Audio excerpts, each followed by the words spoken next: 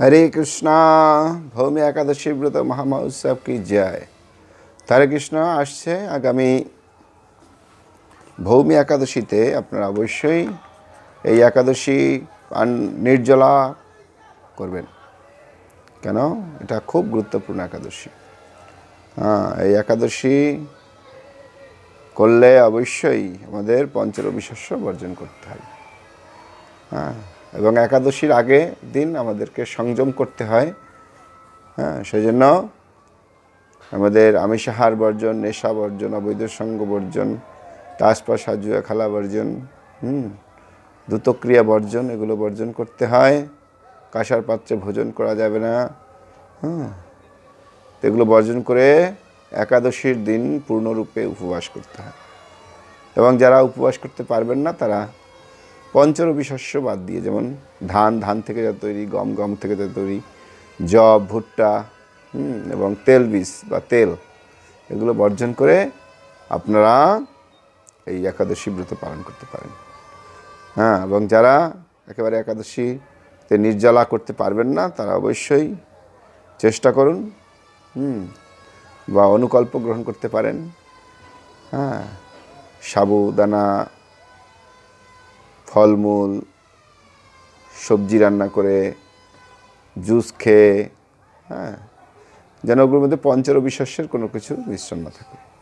এবং পান, বিড়ি, সিগারেট, গাঁজা, মদ, ভাং এগুলো খেলে একাদশী থাকে না। তো অবশ্যই এগুলো বর্জন করেই আপনারা এই একাদশীর ব্রত পালন করবেন। তো একাদশী ব্রত কবে করবেন? একাদশী ব্রত করবেন হচ্ছে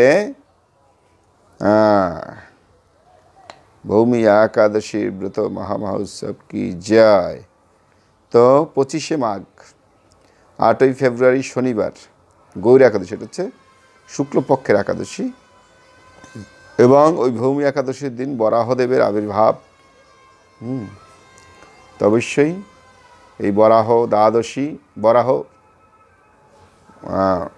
দেবের আবির্ভাব তিথি, এবং এটা হচ্ছে দ্বাদশী পরে, মহাদ্বাদশী পরে।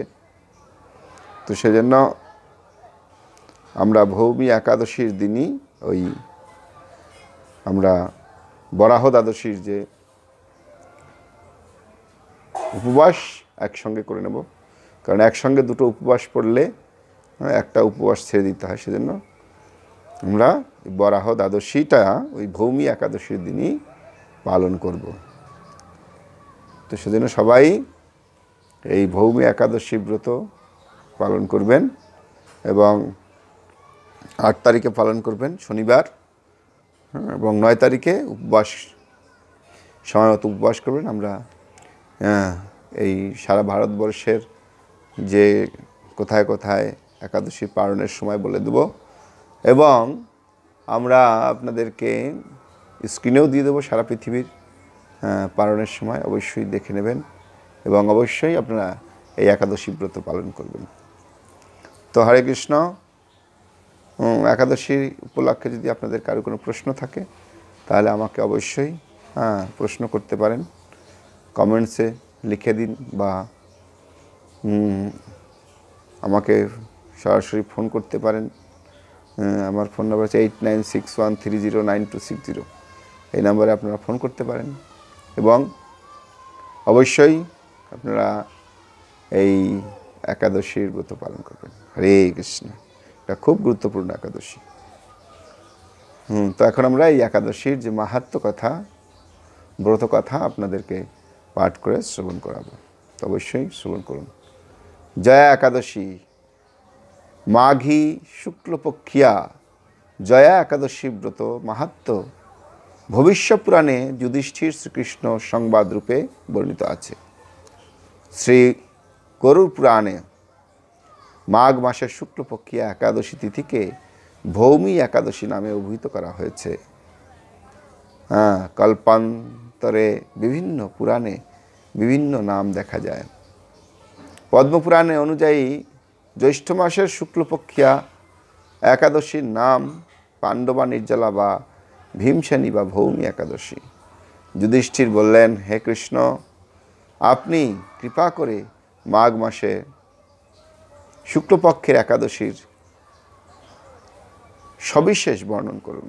শ্রীকৃষ্ণ বললেন, হে মহারাজ, মাঘ মাসের শুক্লপক্ষের একাদশীর জয়া নামে প্রসিদ্ধ। এই তিথি সর্বপাপ বিনাশিনী, সর্বশ্রেষ্ঠা, পবিত্রা, সর্বকাম ও মুক্তি প্রদায়িনী। এই ব্রতের ফলে মানুষ কখনো প্রেতত্ব প্রাপ্ত হয় না। হ্যাঁ, কখনোই যে এই যে ভূমি একাদশী, এই একাদশীটা যদি করেন আপনারা, তাহলে কখনো প্রেত চলিতে বা ভূত প্রেত হবেন না, না, মুক্ত হয়ে যাবেন। সেজন্য অবশ্যই এই একাদশী ব্রত পালন করুন। হরে কৃষ্ণ।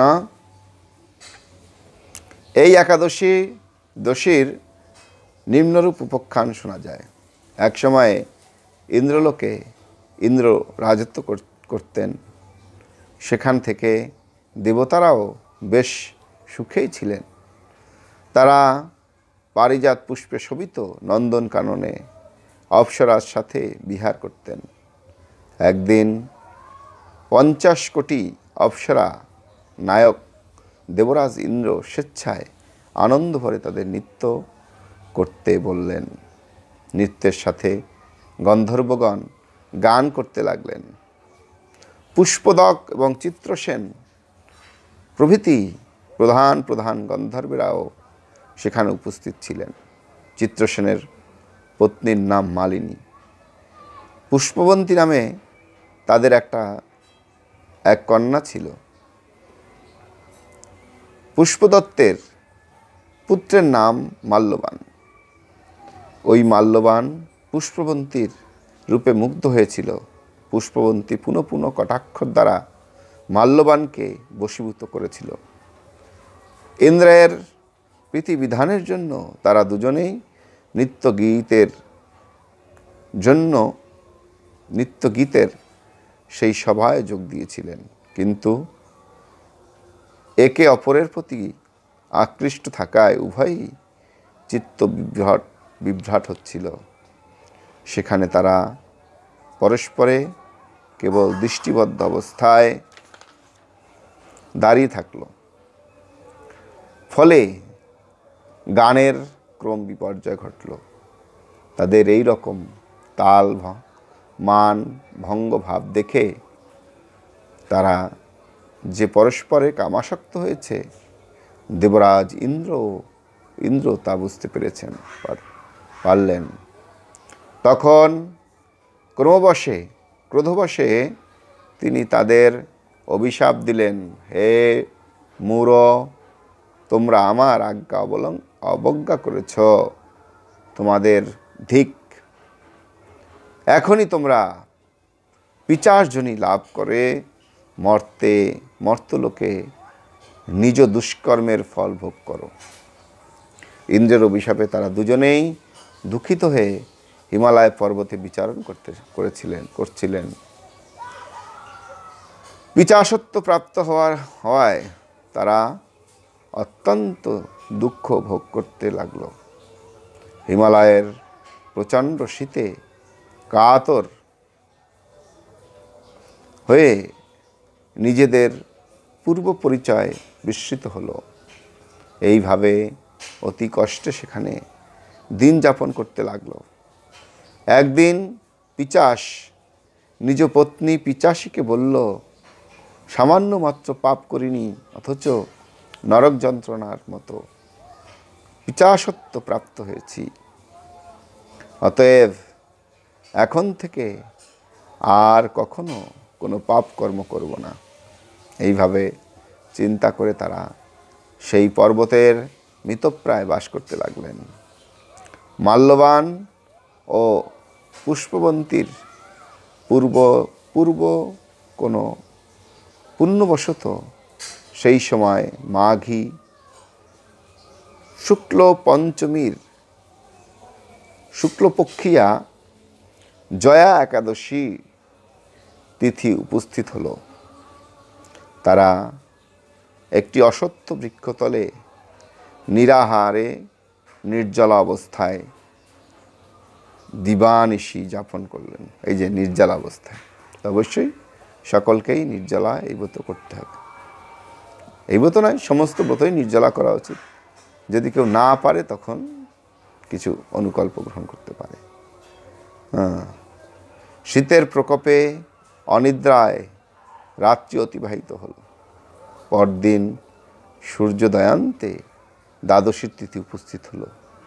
জয়া একাদশীর দিন অনাহারী ও রাত্রি জাগরণে তাদের ভক্তির অনুষ্ঠান পালিত হলো। দেখুন, তারা কিন্তু ইচ্ছা করে ভক্তি করেনি, তারপর তাদের অনিচ্ছায় ভক্তির অনুষ্ঠান পালিত হয়ে গেল, তার ফলে তারা সেই স্বীকৃতি লাভ করে। এই ব্রত পালনের ফলে ভগবান বিষ্ণুর কৃপায় তাদের পিপাসা দূর হলো। তারা দুজনেই তাদের পূর্বরূপ ফিরে পেল। তারপর তারা স্বর্গে ফিরে গেলেন। দেবরাজ তাদেরকে দেখে অত্যন্ত আশ্চর্য হলেন। তিনি জিজ্ঞাসা করলেন, কোন পুণ্য ফলে তোমাদের পিপাসা দূর হলো? আমার অভিশাপ থেকে কে তোমাদের মুক্ত করলো? মাল্যবান বললেন, হে প্রভু, ভগবান বাসুদেবের কৃপায় জয়া একাদশী ব্রত পূর্ণ প্রভাবে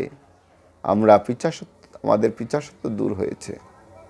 তাদের কথা শুনে দেবরাজ ইন্দ্র বললেন, হে মাল্যবান, তোমরা এখন থেকে আবার অমৃত পান করো। একাদশী ব্রতে যারা আসক্ত এবং যারা কৃষ্ণ ভক্তিপরায়ণ তারা আমাদেরও পূজ্য বলে জানবে।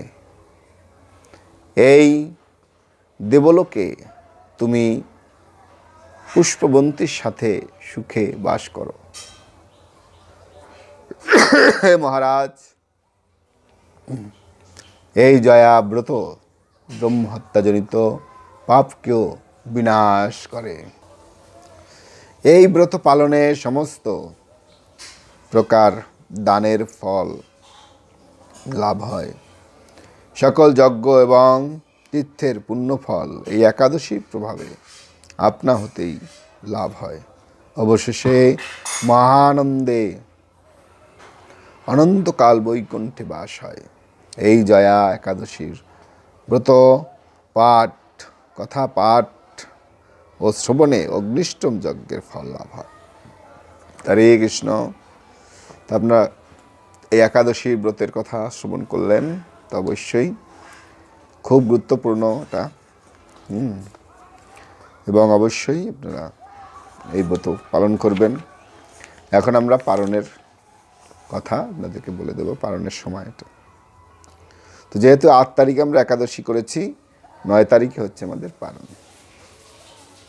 মনে রাখবেন, মায়াপুর এবং তার আশেপাশে যারা আছেন তারা 6টা 12 থেকে 9টা 58 মধ্যে পালন করবেন। যারা ইম্ফলে আছেন বা গুয়াহাটি, ইম্ফলে আছেন, ইম্ফল এবং তার আশেপাশে আছেন, তারা 5টা 52 থেকে 9টা 36 মধ্যে পালন করবেন।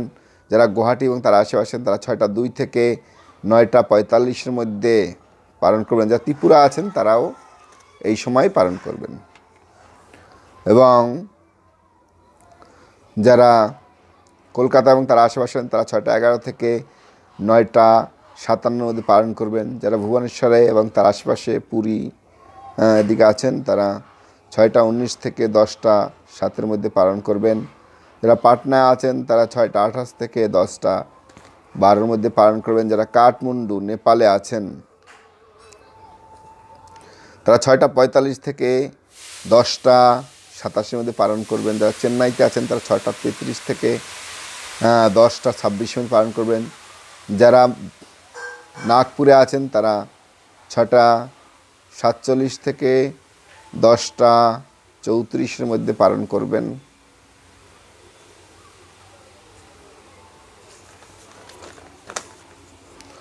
এবং যারা বৃন্দাবনে আছেন তারা 7টা থেকে 10টা 42-এর মধ্যে পালন করবেন। যারা নিউ দিল্লি এবং তার আশেপাশে আছেন তারা 7টা 4 থেকে 10টা 45-এর মধ্যে পালন করবেন। যারা হায়দ্রাবাদে আছেন তারা 6টা 45 থেকে 10টা 35-এর মধ্যে পালন করবেন। এবং যারা ত্রিবন্দমে আছেন তারা 6টা 41 থেকে 10টা 38-এর মধ্যে পালন করবেন। যারা কলম্বোতে আছেন তারা 6:28 থেকে 10:26 মধ্যে পালন করবেন। যারা ব্যাঙ্গালোরে আছেন তারা 6:44 থেকে 10:37 মধ্যে পালন করবেন। এবং যারা মুম্বাই এবং তার আশেপাশে আছেন তারা 7:09 থেকে 10:58 মধ্যে পালন করবেন। যারা আহমেদাবাদে আছেন তারা 7:15 থেকে 11:01 মধ্যে পালন করবেন। যারা উদমপুরে আছেন তারা 7:18 থেকে 10:55 মধ্যে পালন করবেন। মোট কথা 7:30 থেকে 10টার মধ্যে সবাই পালন করবেন। 10টা না, 9:30টার মধ্যে সবাই সারা ভারতবর্ষে যারা আছেন তারা পালন করে নেবেন, তাহলেই আপনাদের সময়টা সঠিক হবে। তো অবশ্যই আমার চ্যানেলটা সাবস্ক্রাইব করুন, যারা সাবস্ক্রাইব করেননি অবশ্যই সাবস্ক্রাইব করুন এবং কিছু না কিছু কমেন্ট করুন। কমসে কম হরে কৃষ্ণ তো লিখে দিন, তাহলে কি হবে, ভিডিওটা সবার কাছে ছড়িয়ে যাবে। এবং সাবস্ক্রাইব করুন, লাইক করুন, আশীর্বাদ করুন। হরে কৃষ্ণ।